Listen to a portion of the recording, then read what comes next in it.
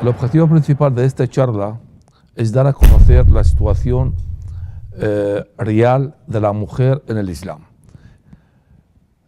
¿Qué quiere decir la situación real? La situación de la mujer según las fuentes de la ley islámica. Según el Corán, las fuentes de la ley islámica son el Corán,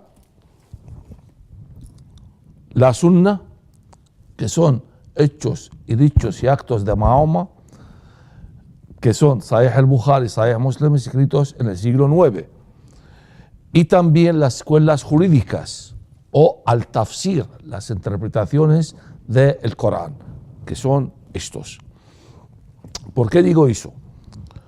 Porque claro, en muchas ocasiones, cuando yo doy una charla sobre la situación de la mujer en el Islam, pues algunas veces una alumna o una mujer pues se levanta la mano y me dice: profesor, es que yo tengo un novio que se llama Faruk y es muy bueno y es musulmán.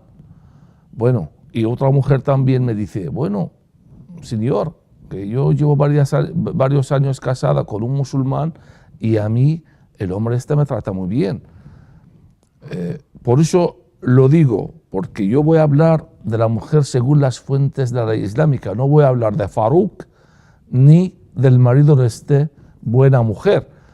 Claro que hay musulmanes buenos, porque 1.600 millones de musulmanes no todos son malos. Hay algunos musulmanes son buenos, tratan a sus mujeres de una forma fuera de la ley islámica.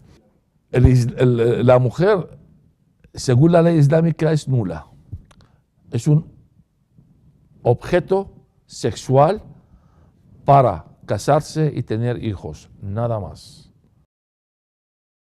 Nula porque en el Corán esa es la función de la mujer. La mujer, su estado es casarse, tener hijos y estar en casa y educar a los hijos, nada más. Esta es la función de la mujer según el Corán. Ahora bien, la mujer es nula depende del estado donde vive la mujer, según el gobierno donde está y según la persona el que vive con él. O sea, la mujer musulmana es nula según las fuentes de la ley islámica. Aparte, es que cuando yo hablo de este tema, hablo de una mentalidad oriental. Un oriente entiende lo que quiero decir. Un occidente es difícil de entenderlo. ¿Por qué? Porque claro, aquí dices, según las fuentes de la ley islámica, y a mí qué me importan las fuentes de la ley islámica. No. El musulmán practicante está obligado a aplicar la ley islámica. Y la mujer también tiene que obedecer la ley islámica. La situación de la mujer cambia o diferencia según el gobierno o el estado donde vive. Por ejemplo, la situación de la mujer en Irán, en la época del Shah de Irán, que era un dictador laico que no aplicaba la ley islámica, es diferente de la situación de la mujer en Irán actualmente con el régimen de los ayatollah, que aplican la ley islámica.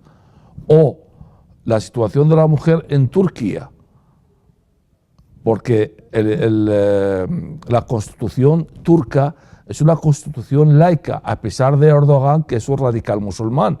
No es igual que la situación de la mujer en Arabia Saudita, que es un estado que aplica la ley islámica o al Sharia. Y así ha cambiado la situación de la mujer en los años 60, 70, 80, en estados que estaban gobernados dictadores laicos que no aplicaban la ley islámica, con estados que actualmente aplican la ley islámica. La diferencia es fundamental, porque los estados que están gobernados por políticos laicos que no aplican la ley islámica, claro, la situación es mucho mejor, la situación de la mujer es mucho mejor en estos estados que en estados que aplican la ley islámica porque aplican lo que hay en el Corán. Por ejemplo, en mi país natal, Irak, desde siempre, hasta la caída de Saddam Hussein, siempre fue gobernado por gobernadores laicos, dictadores laicos. Es verdad que eran malos, pero eran laicos. No aplicaban la ley islámica, no aplicaban el Sharia ni el Corán. Tenían una constitución basada sobre el partido el que gobernaba. Todos son partidos socialistas, nacionalistas, no basada principalmente sobre las leyes islámicas. De hecho, en la época de Saddam Hussein, la mujer en Irak pues estudiaba, tenía carreras, trabajaba, no iba con el velo. Yo hice 3 carreras en la universidad y jamás he visto una chica en la universidad que ponía el velo, porque estaba prohibido el velo ahí. Al contrario, con la caída de Saddam, con la llegada de este gobierno que hay, ahora están aplicando la ley islámica. Ahora hay más mujeres van con el velo, hasta con el burka también. En Irán, de lo mismo. En la época del Shah de Irán, Irán era un país muy adelantado, casi un país occidental, porque el Shah de Irán, además que era masón, era laico y no aplicaba la ley islámica. La ley en Irán o la constitución de Irán era una constitución laica, no basada sobre la ley islámica. Al contrario, con la caída del Shah y la llegada de los Ayatollah al-Khomeini en Irán, han cambiado las constituciones en Irán según la ley islámica. Y ahora la mujer está más deprimida. No se permite a la mujer salir de la calle sin llevar el velo, con un vestimenta más cerca a la ley islámica. En el Corán mismo no menciona el nombre de ninguna mujer, solamente María, la madre de Jesús. Y María tiene una sura en su nombre, la sura 19 se llama Surat María. Cuando quiere el Corán mencionar el nombre de una mujer, menciona el nombre de atrás del nombre de su marido o de su hijo o su padre o un varón. Por ejemplo, cuando quiere hablar de Aisha, pues dice la mujer preferida de Mahoma, y se sabe que es la tercera mujer, que es la mujer preferida de Mahoma. O la mujer de Adán, refiere a Eva. Además, en la época preislámica había una costumbre en la península arábica que las familias, cuando nace una niña, le enterran viva, porque para ellos era una desgracia que naciera una niña para ellos. ¿Por qué? Porque también había una costumbre en la época preislámica que las tribus más fuertes conquistaban o atacaban las tribus más débiles, mataban los hombres y llevaban las mujeres como esclavas sexuales para esta tribu. Y para que luego no se convierte la mujer una esclava sexual y es una desgracia para la familia y para la tribu, pues enterraban las niñas recién nacidas vivas. Y viene explicado muy bien en el Corán, en la sura 81, el versículo 8 y 9.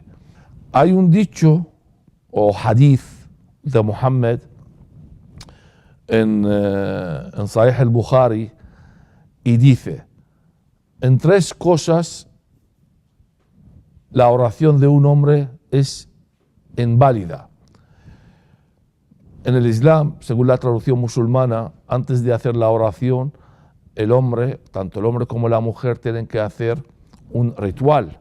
Hay que lavarse y purificarse. Tienen que lavar hasta el codo, la cabeza y todo eso. Pues si el hombre termina este ritual para hacer la oración y le toca un burro, un perro o una mujer, el ritual esté inválido. De hecho, Aisha mismo dijo en este hadith, dijo, ¿cómo nos ponéis al nivel del burro y del perro a las mujeres? Además, Aisha confiesa en este hadith, también dice que Muhammad mismo rezaba mientras que estaba a mi lado y yo le estuve tocando. Por lo tanto, Muhammad tampoco aplicaba las leyes, el que le sacaba, porque Muhammad siempre pensaba que es más que todos los creyentes musulmanes, más que todo el ser humano, según la sura 33, el versículo 40. Le voy a leer para que veáis lo que dice Muhammad. Dice la sura 33, el versículo 40, dice: Mahoma no es el padre de ninguno de vosotros, varones, sino el enviado de Dios y el sello de todos los profetas. Por lo tanto, Él está por encima de todo ser humano. Por eso Él no aplica estos leyes el que saca, porque está aparte de estas leyes. Las fuentes de la ley islámica principalmente son tres.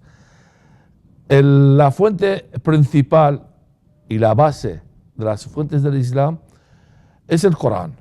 El Corán es la palabra de Allah, la palabra absoluta de Allah. No se puede cambiar ni una palabra del Corán. La segunda fuente son la Sunna o al Sharia, la ley islámica. Hay muchos, principalmente son dos: Sahih al-Bukhari y Sahih Muslim. Los dos fueron escritos en el siglo IX y son los hechos, dichos y actos de Muhammad. Cómo actuaba, qué decía y qué hacía Muhammad en su tiempo. Y estos están escritos de fulanito, menganito, de tal, hasta llegar al profeta. Por lo tanto, cuando cogen un texto o un versículo del Corán y no lo entienden bien, vuelven a la Sunna y ven cómo Muhammad actuó según este versículo y ellos lo aplican. Y la tercera fuente, y también importante, son las escuelas jurídicas. Son el Maliki, el Hanafi, el Hanbali, el Shafi'i. Estas escuelas interpretan el verso coránico y los dichos y hechos del Islam. Por lo tanto, hay tres fuentes. Si no se entiende en el Corán, se vuelve al Sharia. Y si no se entiende en el Sharia, se pregunta o se busca en las escuelas coránicas. Las interpretaciones siempre lo interpretan gente entendida y los imames. Y lo interpretan y lo explican para todos los creyentes. No cualquier creyente puede interpretar, solamente los sabios, entre comillas, y la gente entendida en el fiqh, que es la ley islámica, o la sharia y el Corán.